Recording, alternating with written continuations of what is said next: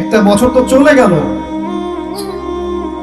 কি করা উচিত ছিল? বরং ওই দিন যদি কিছু করতেই হতো তাহলে নামাজে দাঁড়ানো উচিত ছিল, সেজদায় পড়া উচিত ছিল যে আল্লাহ, আমার জীবন থেকে আরো একটা বছর চলে গেল, এই একটা বছর আমি কি করলাম? আমি কি প্রত্যেকদিন 5 ওয়াক্ত নামাজ পড়েছি কিনা, জামাতে নামাজ পড়তে পেরেছি কিনা, রমজানের সওমগুলো রেখেছি কিনা, আমার যাকাত এসেছিল আমি যাকাতটা দিয়েছি কিনা, আমি কোরআন তেলাওয়াত করেছিলাম কিনা, কোরআন হাদিস পড়েছি কিনা, মানুষকে সৎ কাজের আদেশ করেছি কিনা, অসৎ কাজে নিষেধ করেছি কিনা, দিনের জন্য খেদমতের আঞ্জাম কিছু দিয়েছি কিনা, এগুলো ভাবা যেত না?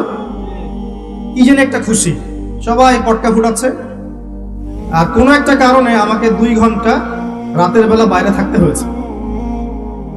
এবং এই 2 ঘন্টা আমি যা দেখেছি, আমি আমার জীবনে কোনোদিনও এরকম কিছু দেখিনি। কারণ ঢাকায় আমি কখনো বছরের শেষ দিন কখনো কাটাইনি, এটা আমার প্রথম।